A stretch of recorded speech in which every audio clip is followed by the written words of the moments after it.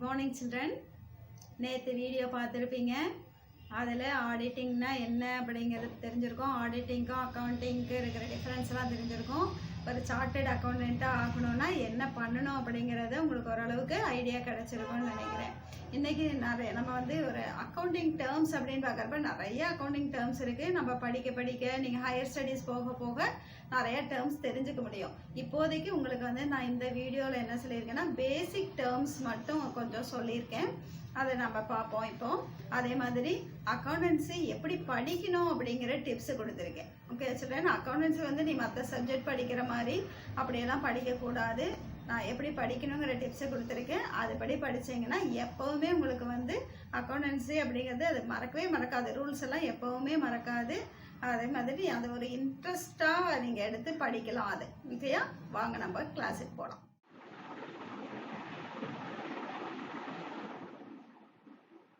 அப்போ நம்ம ஒரு 5 இது மட்டும்தான், இந்த ஃபர்ஸ்ட் 5 டேர்ம்ஸும் பார்த்தோம். இந்த வீடியோவில் வந்து நம்ம மீதி இருக்கிறதுல ஒரு 10 இம்பார்ட்டன்ட் 10 மட்டும் சொல்லியிருக்கேன். இது எல்லாமே இம்பார்ட்டன்ட் தான், நல்லா தெரிஞ்சுக்க வேண்டியது வந்து நான் உங்களுக்கு சொல்லியிருக்கேன். ஓகேயா? இதில் பேசிக் அக்கௌண்டிங் டேர்ம்ஸ் அப்படின்னு பார்க்குறப்ப கேபிட்டல் முதல், லைபிலிட்டிஸ் பொறுப்புகள், அசெட் சொத்துக்கள், டெட்டாஸ் கடனாளிகள், கிரெடிட்டாஸ் கடனீந்தோர், ரிசீவபிள்ஸ் பெறுதற்குரியது, பேயபிள்ஸ் செலுத்தற்குரியது, ஸ்டாக் சரக்கிருப்பு, ப்ரொப்ரைட்டர் உரிமையாளர், டிராயிங்ஸ் எடுப்பு, ரெவென்யூ வருமானம், எக்ஸ்பென்சஸ் செலவு, இன்கம் வருவாய், தென் கெயின் ப்ராஃபிட் லாபம், லாஸ் நட்டம், பர்ச்சேஸ் கொள்முதல், சேல்ஸ் விற்பனை, கூட்ஸ் பொருட்கள் சரக்கு, காஸ்ட் செலவு அதனோட உற்பத்தி செலவுகள் அப்படின்னு சொல்றோம், ப்ராஃபிட் லாபம், கிராஸ் ப்ராஃபிட் அதாவது மொத்த லாபம். நான் உங்களுக்கு சொன்னேன்ல கிராஸ் ப்ராஃபிட் ட்ரேடிங் அக்கௌண்ட் போடுறப்ப நம்ம அதில் என்ன கண்டுபிடிப்போம், gross profit or gross loss, மொத்த லாபம் அல்லது மொத்த கண்டுபிடிப்போம்னு சொன்னேன்ல அதுதான். தென் நெட் ப்ராஃபிட் நிகர லாபம் அல்லது நிகர நெட் லாஸ்னா நிகர நட்டம். இது வந்து ப்ராஃபிட் அண்ட் லாஸ் அக்கௌண்ட் போடுறப்ப நாம இந்த net profit or net loss நம்மளுக்கு அங்கே கண்டுபிடிக்கலாம். தென் வவுச்சர் சான்றிதழ், காஸ்ட் ஆஃப் குட்ஸ் சோல்டு விற்பனை செய்த பொருட்களின் அடக்க விலை, எக்ஸ்பெண்டிச்சர் செலவினம், தென் டிஸ்கவுண்ட் தள்ளுபடி, டிரான்சாக்ஷன்ஸ் நடவடிக்கைகள், அக்கவுண்ட் கணக்கு, புக்ஸ் ஆஃப் அக்கவுண்ட் கணக்கேடுகள், என்ட்ரி பதிவு, டெபிட் பற்று, கிரெடிட் வரவு. ஓகே சிலர், இதுல இருக்கிறது தான் நம்ம வந்து இதுல ஒரு 10 இம்பார்ட்டன்ட் வந்து உங்களுக்கு சொல்றேன். Purchase, goods bought for resale are called purchases. அதாவது திரும்பவும் மறு விற்பனை செய்வதற்காக வாங்கக்கூடிய பொருட்கள் தான் நம்ம பர்ச்சேஸ் அப்படின்னு சொல்றோம், கொள்முதல் அப்படின்னு சொல்றோம். நம்ம வந்து சாதாரணமா நம்ம பேச்சு வழக்குல சொல்றப்ப பர்ச்சேஸுக்கு போனோம் அப்படின்னு சொல்றோம்ல, அது அப்படி சொல்லக்கூடாது. ஏன்னா நம்ம பர்ச்சேஸ் போறோம் அப்படின்னு நம்ம ஓன் ஒரு ஃபங்க்ஷனுக்கு வாங்க போயிருப்போம், இல்லை ஏதாச்சும் ஒரு பண்டிகை வந்தா நம்ம போவோம். அப்படி அப்ப நம்ம என்ன சொல்லுவோம், பர்ச்சேஸ் போனோம் அப்படின்னு சொல்லுவோம். அப்படி சொல்லக்கூடாது. ஓகேயா? ஷாப்பிங் அப்படி சொல்றோம், நம்ம கடைக்கு போனோம், அது வேற. பர்ச்சேஸ் அப்படின்னா என்ன மீனிங், அந்த வேர்டுக்கு என்ன மீனிங் அக்கௌண்ட்ஸ்ல அப்படின்னு பாக்குறப்ப ரீசேல், அதாவது மறுபடியும் விற்பதற்காக பொருட்களை வாங்கினால் அதுதான் நம்ம என்னன்னு சொல்றோம், பர்ச்சேசஸ் கொள்முதல் அப்படின்னு சொல்றோம். This may be in form of raw materials or finished goods. அது வந்து ரா மெட்டீரியலா இருக்கலாம் அல்லது ஃபினிஷ்டு குட்ஸா இருக்கலாம். ரா மெட்டீரியல் அப்படின்னா என்னது, ஒரு பொருளை உற்பத்தி செய்வதற்கு தேவையான அடிப்படையா தேவை. இப்ப துணி அப்படின்னு பார்த்தா அதுக்கு ரா மெட்டீரியல் என்ன சொல்றோம் நம்ம, காட்டன் பஞ்சு பருத்தி சொல்றோம்ல, அது மாதிரி ரா மெட்டீரியலா இருக்கலாம். அல்லது ஃபினிஷ்டு கோர்ஸ் உற்பத்தி செய்த பொருட்களா இருக்கலாம், முடிவடைந்த பொருட்களா இருக்கலாம். Purchase of assets is not called purchases.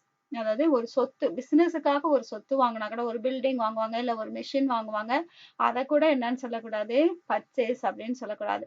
Because assets are not purchase for resale. ஏன் அந்த அசெட்டை சொல்லக்கூடாது, அது பிசினஸ்க்காக தானே வாங்கியிருக்கோம் அப்படின்னா, பிசினஸ்க்காக வாங்கியிருக்கோம், நாட் ஃபார் ரீசேல். அது வந்து பர்ச்சேஸ் பண்றது வந்து எதை வாங்கினது வந்து எதுக்காக இல்லை, ரீசேல் பண்றதுக்காக இல்லை. ஸோ அதனால நம்ம அதை வந்து அந்த மாதிரி அசெட்ஸ் வாங்கினா கூட நம்ம அந்த பர்ச்சேஸுங்கிற வேர்டு யூஸ் பண்ணக்கூடாது. அந்த இடத்துல எதை யூஸ் பண்ணணும், என்ன எந்த இடத்துல அந்த பர்ச்சேஸுங்கிற வேர்டு யூஸ் பண்ணணும் அப்படின்னா, ரீசேல் பர்பஸுக்காக பொருட்களை வாங்கினோம்னா தான் அந்த இடத்துல பர்ச்சேஸ் அப்படிங்கிற வேர்டு யூஸ் பண்ணணும். கொள்முதல். Okay children. Then purchase return, கொள்முதல் திருப்பம். Goods once purchased by the business are returned back due to any reason is called purchase return or return outwards. Goods once purchased by the business. இந்த தொழிலாளர்களே இப்ப பொருள் வாங்குறாங்க அப்படின்னா அதை வந்து are return back due to any reason, ஏதாவது ஒரு காரணத்தினால அந்த வாங்கின பொருட்களை திருப்பி அனுப்பப்பட்டால், சப்ளையர்ஸுக்கே திருப்பி அனுப்புனாங்க அப்படின்னா அதுக்கு பேர் தான் பர்ச்சேஸ் ரிட்டர்ன், கொள்முதல் திருப்பம் அல்லது வெளி திருப்பம். ஏன்னா உள்ள வந்தது திரும்ப எங்க போயிருக்குது, வெளியில அனுப்பிடுறோம், அதனால வெளி திருப்பம், return outwards, purchase return R return outwards அப்படின்னு சொல்றோம். ஓகேயா. ஏதாவது ரீசன் அப்படின்னா என்ன ரீசனா இருக்கலாம் அப்படின்னா, ஒன்னா நம்ம போட்ட பொருள் வந்து டேமேஜ் ஆகி வந்திருக்கலாம், இல்லைன்னா நம்ம கேட்ட கலர்ல இல்லாம இருக்கலாம், இல்ல நம்ம கேட்ட டிசைன்ல இல்லாம இருக்கலாம், ஷேப் மாதிரி இருக்கலாம், இது மாதிரி இல்லைன்னா நம்ம சொன்ன அளவு இல்லாம வேற அளவுல கொடுத்துருக்கலாம், சைஸ் மாதிரி கொடுத்துருக்கலாம். இது மாதிரி எந்தாவது ஒரு ரீசன்னால வந்து நம்ம அந்த பொருளை அவங்களுக்கு திருப்பி அனுப்ப கூடியதா இருந்துச்சு அப்படின்னா அதை தான் நம்ம என்னன்னு சொல்றாங்க, purchase return R return outwards. Okay children. கொள்முதல் திருப்பம், நம்ம கொள்முதல் செஞ்சதை அவர்களுக்கு சப்ளையர்ஸுக்கு திருப்பி அனுப்புறாங்க, அதுதான் purchase return R return outward, வெளி திருப்பம் அப்படின்னு சொல்றோம்.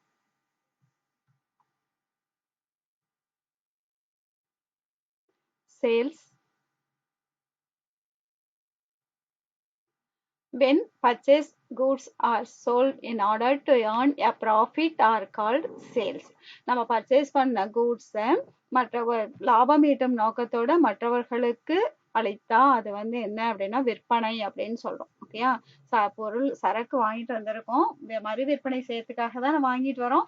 அப்ப அந்த மாதிரி ஒரு பொருளை வாங்கி மற்றவர்களுக்கு லாபம் வைத்து அவங்களுக்கு கொடுத்தாங்க அப்படின்னா அது வந்து சேல்ஸ், விற்பனை அப்படின்னு சொல்றோம். when goods are sold for cash it is called cash sales. ரொக்கத்திற்கு சரக்குகளை விற்றார்கள் அப்படின்னா அது ரொக்க விற்பனை. கேஷ் வாங்கிட்டு பணம் வாங்கிட்டு பொருளை கொடுத்தோம் அப்படின்னா அது cash sales. and goods sold on credit are called credit sales. கடனுக்கு பணம் வாங்காம கடனுக்கு கொடுத்தோம், இப்ப பொருள் வாங்கிட்டு போயிடுவாங்க, அப்புறம் ஒரு மாசம் கழிச்சோ 2 மாசம் கழிச்சோ அந்த நம்ம எவ்வளவு இன்ஸ்டால்மெண்ட் கொடுக்குறாங்களோ அதுக்கு தகுந்த மாதிரி அப்ப அவங்க பே பண்ணாங்க அப்படின்னா, பொருளை இப்ப வாங்கிட்டு இமீடியட்டா பே பண்ணாம அப்புறமா பே பண்ணாங்க அப்படின்னா அது வந்து என்ன சொல்றது, credit sales. Okay children, when goods are sold for cash it is called cash sales, and goods are sold on credit are called credit sales. credit அப்படின்னா கடனுக்கு விற்பனை செய்யறது. Okay. Sales return. Goods once sold to the customers when are returned back by them due to any reason, then such goods are called as sales returns or return inwards.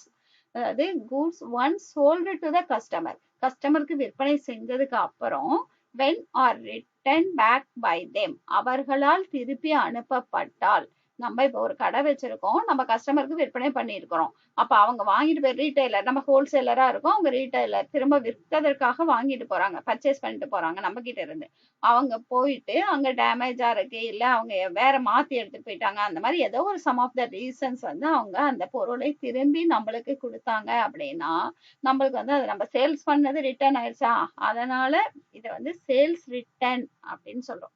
Customer நம்மளுக்கு திருப்பி அனுப்புனாங்க due to any reason, முதல்ல சொன்ன மாதிரி எந்த ரீசனா வேணா இருக்கலாம், அந்த சம் ஆஃப் த ரீசனுக்காக அவங்க வந்து அந்த குட்ஸை திருப்பி செல்லருக்கே அனுப்புனாங்க அப்படின்னா தட் இஸ் சேல்ஸ் ரிட்டர்ன், விற்பனை திருப்பம் அப்படின்னு சொல்றோம். such goods are called as sales return or return inwards. இது வந்து உள் திருப்பம், ஏன்னா வெளியில போன சரக்கு திரும்ப உள்ள வந்திருக்கு, அதனால இது வந்து உள் திருப்பம் அப்படின்னு சொல்றோம், ரிட்டர்ன் இன்வர்ட்ஸ். ஓகே. நம்ம இப்ப பர்ச்சேஸ் பார்த்தோம், purchase return, sales, sales return, கொள்முதல் திருப்பம், விற்பனை திருப்பம். Okay. debit note. A debit note is issued when there is a purchase return and reduces receivables. Debit note எப்ப issue பண்ணுவாங்க அப்படின்னா purchase பண்ணிருக்காங்கல்ல பையர் இருக்காங்கல்ல அவங்க வந்து செல்லர் அவங்க பொருளை திருப்பி அனுப்புறப்ப purchase return பண்றப்ப செல்லருக்கு ஒரு நோட் எழுதுவார். சரியா? இந்த இவ்வளவு மதிப்புள்ள பொருட்கள் இந்த காரணத்தினால உங்களுக்கு திருப்பி அனுப்புறோம் அப்படின்னு அந்த நோட் எழுதி செல்லருக்கு அனுப்புவாரு. Buyer sent debit note to seller. எதுக்காக அப்படின்னா நான் கொடுக்க வேண்டியதுல இந்த அமௌண்ட்டை நீங்க மைனஸ் பண்ணிக்கோங்க, இந்த பொருள் எனக்கு தேவையில்லை, ரிட்டர்ன் அனுப்புறோம் அப்படின்னு சொல்லி அவருக்கு ஒரு நோட் அனுப்புவாங்க. அந்த நோட் தான் என்னன்னு சொல்றோம்? டெபிட் நோட், பற்று குறிப்பு. ஓகேயா? Debit note is issued when there is a purchase return and reduces receivables. Next, credit note, வரவு குறிப்பு. While a credit note is issued when there is a sales return and reduces payables.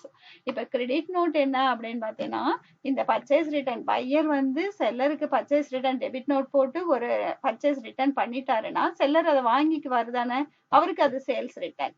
அப்ப அவர் வாங்கிட்டு அவரு அந்த பொருள்லாம் கரெக்டா இவங்க சொன்னபடி வந்திருக்கா அப்படின்னு செக் பண்ணிட்டு அவரு ஒரு நோட் எழுதுவாரு பையருக்கு.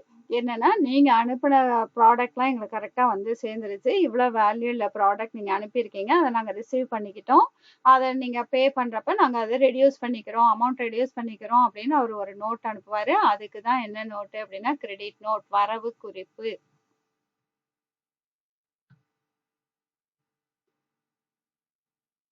பாருங்க இந்த பிக்சர்ல பாருங்க, buyer sends debit note to seller. ஓகேயா? பையர் அப்படின்னா யாரு? பர்ச்சேஸ் பண்றவங்க யாருக்கு அனுப்புவாங்க? செல்லருக்கு அனுப்புவாங்க. என்ன அனுப்புவாங்க? Debit note. எப்ப அனுப்புவாங்க? பர்ச்சேஸ் ரிட்டர்ன் பண்றப்ப.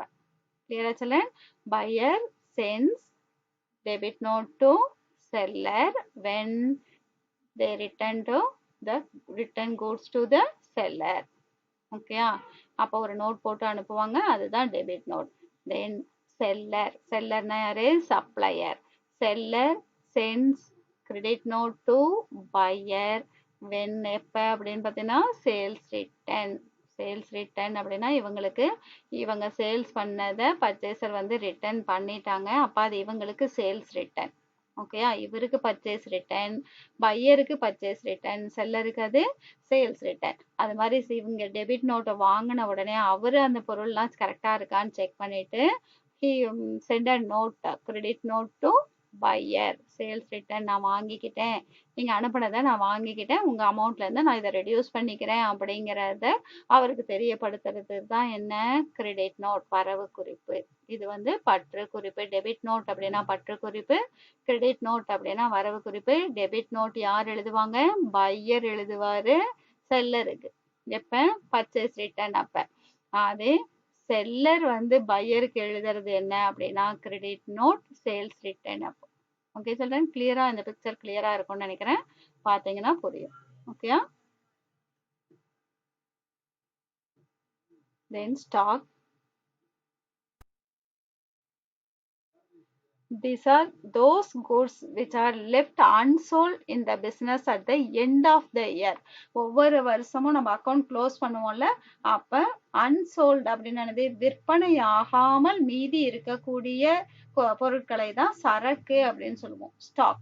எவ்வளவு ஸ்டாக் இருக்குன்னு பாருங்க அப்படின்னு சொல்றோம்ல, அப்ப அன்சோல்டு கூட்ஸ்.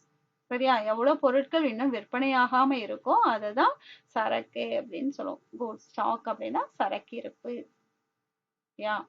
சரக்கு இருப்பு. எவ்வளவு சரக்குகள் இருப்பில் இருக்கிறது அப்படின்னு பாக்குறது தான் இது. ஓகேயா? பாருங்க, these are those goods which are left unsold in the business at the end of the year. வருஷ கடைசியில எவ்வளவு பொருட்கள் விற்பனையாகாமல் மீதம் இருக்கிறதோ அததான் சரக்கிருப்பு அப்படின்னு சொல்றோம். Okay children? Then drawings. Drawings அப்படின்னா படம் வரைகிறது கிடையாது. நம்மளுக்கு டிராயிங்ஸ் அப்படின்னா இது வரைக்கும் உனக்கு வந்து டிராயிங்ஸ்னா என்னன்னு தெரியாது. டிராயிங்ஸ்னா என்ன நினைப்போம் நம்ம? பிக்சர்ஸ் டிரா பண்றது அப்படி, அதுதான் நம்மளுக்கு தெரிஞ்சிருக்கும், இது வரைக்கும் உங்களுக்கு தெரிஞ்சிருக்கும். இப்ப என்னன்னு பாத்துக்கோ. அக்கௌண்ட்ஸ் ஒரு as a accountancy student, as a commerce student, you should know what is drawings. Okay? The amount of cash or goods which is withdrawn by proprietor from business for its private uses is called drawings. புரியுதா கண்ணே? அதாவது ஒரு proprietor ஒரு owner வந்து முதல்ல ஒரு business செய்யறாங்க. அந்த பிசினஸ்ல அவர் இன்வெஸ்ட் பண்றாங்க. இதுதான் ஓனர். ஆமன் வந்து ஓனர்னு வச்சுக்கோங்க, ப்ரொப்ரைட்டர். அவர் வந்து பிசினஸ்ல இன்வெஸ்ட் பண்ணியிருக்காரு கேஷா. அப்ப அது வந்து நம்ம என்னன்னு சொல்லுவோம்? கேபிட்டல். ஆல்ரெடி நம்ம கேபிட்டல் பார்த்துருக்கோம்ல, அந்த அந்த வீடியோல பார்த்துருக்கோம். கேபிட்டல் அப்படின்னா முதல். இவங்க வந்து ஓனர் வந்து பிசினஸ்ல இன்வெஸ்ட் பண்ற கேஷை தான், கேஷாவோ கைண்டாவோ என்ன வேணா இருக்கலாம், அசட்டா கூட இருக்கலாம். அந்த மாதிரி இருக்கிறது என்ன அவங்க இன்வெஸ்ட் பண்ணியிருக்காங்களோ அது கேபிட்டல். சில சமயம் இவங்களோட own யூஸுக்காக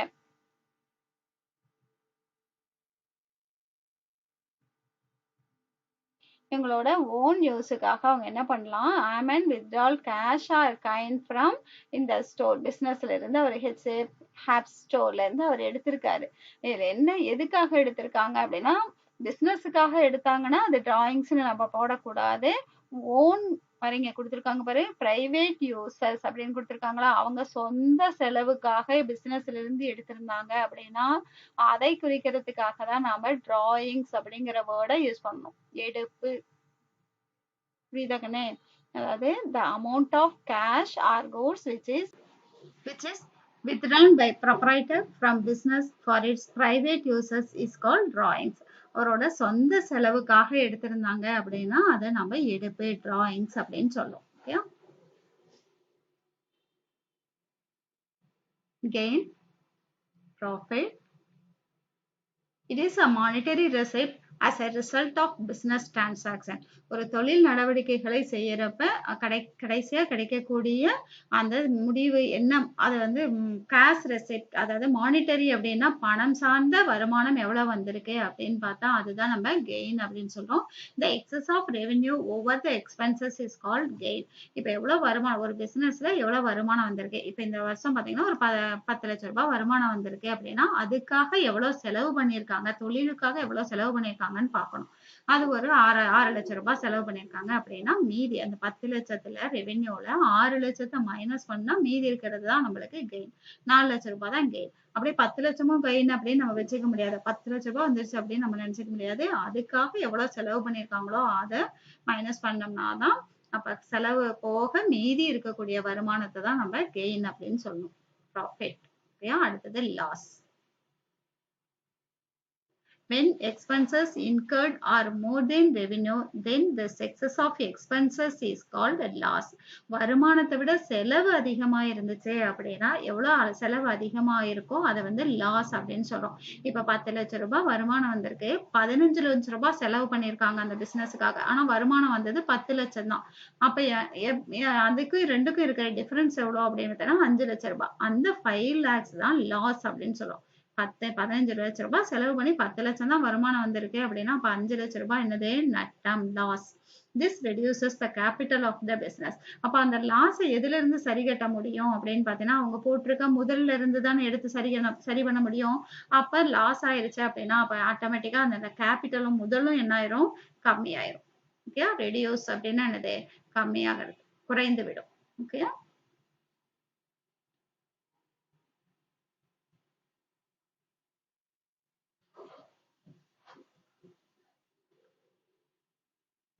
Nine smart tips to study accountancy. நான் முன்னாடியே சொன்ன மாதிரி அக்கௌண்டன்சி அப்படின்னா நம்ம மற்ற சப்ஜெக்ட் மாதிரி படிக்க கூடாது. அதுக்கான டிப்ஸ் தான் இது. இப்ப இருந்தே ஆரம்பத்துல இருந்தே படிக்கிறப்ப இதை ஃபாலோ பண்ணி படிங்க. Okay children? First, make your fundamental strong. அடிப்படை வந்து ஸ்ட்ராங்கா இருக்கணும்.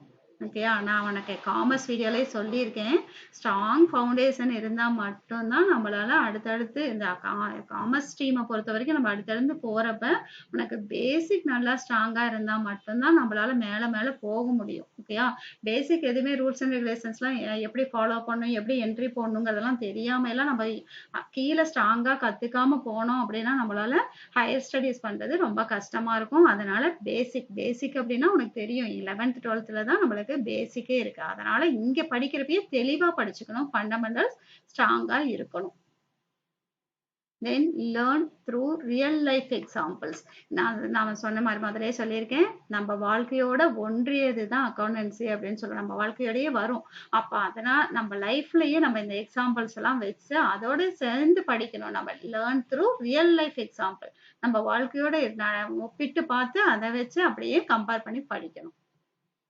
then understand the logic, don't mug up. Mug up அப்படின்னு என்னது, மனப்பாடம் பண்ணக்கூடாது. இப்ப டெபிட் சைட்ல எதெல்லாம் வரும், கிரெடிட் சைட்ல எதெல்லாம் வரும், அப்படியெல்லாம் மனப்பாடம் பண்ணவே கூடாது. அக்கௌண்ட்ஸை பொறுத்த வரைக்கும் லாஜிக் ரூல்ஸ் தெரிஞ்சுதான் நீ அப்ளை பண்ணணும். அப்படி அப்ளை பண்ணீங்கன்னா தான் நம்மளுக்கு வந்து எவ்வளவு நாள் ஆனாலும் எந்த ஹையர் ஸ்டடீஸ் போனாலும் நம்மளுக்கு மறக்கவே மறக்காது. இப்ப மக்கப் பண்ணிட்டோம் அப்படின்னா அந்த எக்ஸாம் முடிஞ்சதா அவ்வளவுதான். அந்த எக்ஸாம் மக்கப் பண்ணி எழுதிட்டோமா அந்த எக்ஸாம் முடிஞ்சதா அவ்வளவுதான். உனக்கு வந்து ஃபியூச்சர்ல அதனால ஒன்னும் யூஸ் இருக்காது. அதனால அக்கௌண்ட்ஸை பொறுத்த வரைக்குமே நீ என்னதான் லாஜிக் புரிஞ்சு ரூல்ஸ் எப்படி என்ன வந்தா எந்த சைட்ல போடணும், ஏன் இதனால இந்த சைட்ல போடுறோம் அப்படின்னு நீ கொஸ்டின்லாம் கேட்கணும். சரியா? ஏன் ஏன் இந்த பக்கம் போடுறோம், ஏன் இப்படி போடக்கூடாதா அப்படின்னு நீ திங்க் பண்ணணும். பண்ணுனா என்ன ஆகும், இப்படி போட்டா என்ன ஆகும், ஏன் போடக்கூடாது அப்படிங்கறதெல்லாம் நீ கொஸ்டின் கேட்டு அதை புரிஞ்சுட்டு தான் நீங்க போடணும். மக்கப் பண்ணக்கூடாது. தென் பிராக்டிஸ் பிராக்டிஸ் அண்ட் பிராக்டிஸ். எவ்வளவுக்கு எவ்வளவு பிராக்டிஸ் பண்றோமோ பயிற்சி செய்யறோமோ அந்த அளவுக்கு தான் உனக்கு அக்கௌண்டன்ஸை பொறுத்த வரைக்கும் அப்பதான் உனக்கு வந்து ஒரு கான்பிடென்ட் வரும். பயப்படவே கூடாது. பிராக்டிஸ் பண்ண பண்ண நம்ம வந்து வெல்வர்ஸா ஆயிடுவோம். ஓகேயா? அதுல சிறந்தவர்களா ஆயிடுவோம். அக்கௌண்டன்ஸை பொறுத்த வரைக்கும் நீ சம் வந்து போட்டு போட்டு தான் பார்க்கணும். போட போட தான் உனக்கு அது வந்து ஃபெமிலியர் ஆகும். இல்லைன்னா நம்ம அப்படியே மக்கப் பண்ணி ஒரு டெஸ்ட் முடிஞ்ச உடனே அப்படியெல்லாம் விடக்கூடாது. போட போட தான் ப்ராக்டிஸ் பண்ண பண்ண தான் எதுவுமே நம்மளோட அப்படியே ஒன்றி வரும். ஓகே?